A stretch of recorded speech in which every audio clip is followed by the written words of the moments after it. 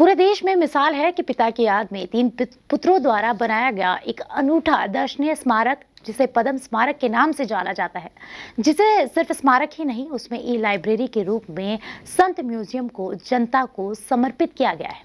जी हाँ, हम बात कर रहे हैं देश के जाने माने उद्योगपति और राजस्थान के ग्रामीण अंचल बीकानेर जिले के सिलवा गांव के तीन पुत्र कानाराम, शंकर और धर्म कुलरिया की, जिन्होंने अपने पिता ब्रह्मालीन गोसेवी संत पद्माराम कुलरिया की याद में पद्म स्मारक बनाया।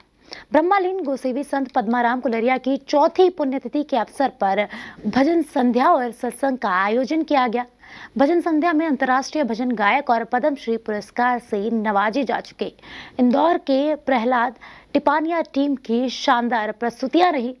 ब्रह्मालीन गोसेवी संत पद्माराम कुलरिया के मंझले पुत्र और उद्योगपति शंकर कुलरिया से बीकानेर संवाददाता के सिंह ने खास बातचीत की। इस वक्त हम लोग मौजूद हैं राजस्थान के सीलवा यानी नोखा तहसील का सीलवा गांव में, जो कि पद्म भूमि है, यानी गोसेवी संत पद्माराम जी की एक यहाँ पे जन्मस्थली कहा जा सकता है, स्मारक भी है। और वहीं पे हम लोग म्यूजियम के अंदर मौजूद हैं। हमारे साथ हैं उनके बड़े पुत्र शंकर कुलरिया जी, बात करेंगे उनसे। सर, क्या क्या कहेंगे, आज चूंकि पुण्यतिथि भी है, बड़ा आयोजन भी है, इन सब चीज़ों की इस म्यूजियम पे हम लोग खड़े हैं।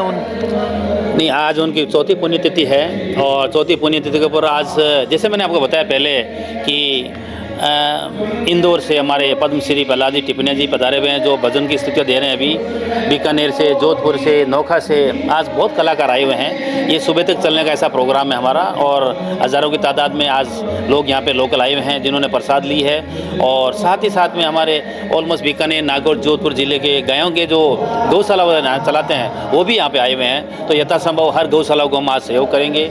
और साथ ही साथ हमारे जो पिताजी की गोद ली हुई गौशाला है गढ़ियाला करके, जहाँ पे आज गायों के लिए एक एम्बुलेंस हम भेंट करने जा रहे हैं। और इसके साथ ही साथ आज हम वैसे डिक्लेयर तो हमने कर दिया है, स्कूल का भी मैंने जब जिक्र किया था कि कन्या पाठशाला इंग्लिश मीडियम स्कूल जो बनाने जा रहे हैं, जो इस देश की एक अलग ही स्कूल बनने जा रही है, जिसका ऑलरेडी शुभारंभ हो चुका है। शायद अगले पुण्यतिथि से पहले हम कोशिश करेंगे कि इसको हम चालू करें। अगर स्कूल की बात करें तो इतना बड़ा सोच के पीछे गोसेवी संत साहब का क्या कहेंगे? हाँ, ये सोच इस एरिया में या इस संभाग में, परिसर में आते ही सोच अलग चेंज हो जाती है। क्योंकि मैं सोच भी नहीं पाता था कि ये स्मारक भी ऐसा बन सकता था।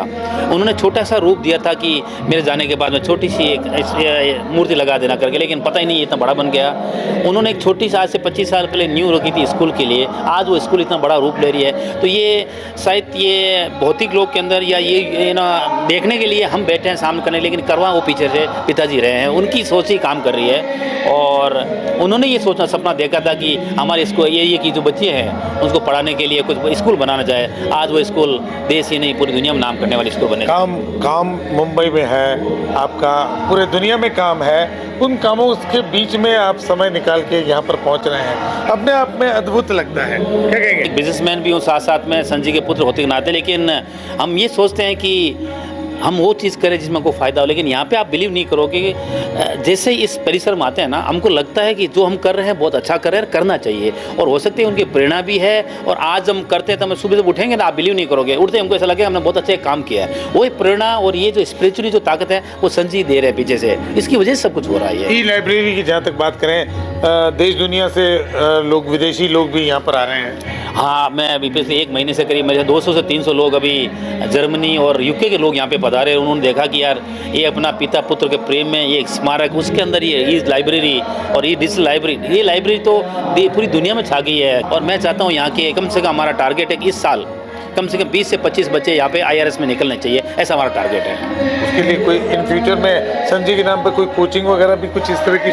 नहीं, कोचिंग का बोलोगे तो वैसे हमारा राजस्थान पुलिस के साथ में 3 साल का MOU अभी हमारा पूरा हुआ है, जो करीब 40 से 45 लाख रुपए हमने ऑलरेडी पे करके उनको पूरा किया हुआ है। अभी भी हम चाहते हैं कि यदि कोई बच्चा होनहार टैलेंटेड बच्चा है और वो चाहता है कि हम पारिवारिक हम वो चीज़ नहीं कर पाते हैं, वो रियली प्रतिभाशाली है, डेफिनेटली हम इस चीज़ में सोच रहे हैं, हम करने चाहते हैं आने वाले समय में कोचिंग भी। जी, इस एरिया को हम चाहते हैं, क्यों नहीं हम थोड़ा सिटी से बाहर आए और इस एरिया को एक सिटी का माहौल दें। गाँव के धोरों के ऊपर भी हम एक माहौल सिटी जैसा माहौल दे सकते हैं, वैसा हमारा प्लान है। ये थे उद्योगपति शंकर कुलरिया, जो कि कि अपने पिता की याद में एक तरह से यहाँ पर ई लाइब्रेरी, जो कि अपने आप में नायाब तोहफा है इस गांव के लिए भी नहीं, पूरे राजस्थान भर के लिए अगर बात करें। उसके अलावा आज पुण्यतिथि के अवसर पर जहां गौशाला में एम्बुलेंस भेंट की है, तो गायों के लिए और तमाम स्कूल की बालिकाओं के लिए भी नई स्कूल, करोड़ों रुपए की लागत से स्कूल भी तैयार कर रहे हैं। कुल मिला के कहा जा सकता है कि अपने आप में एक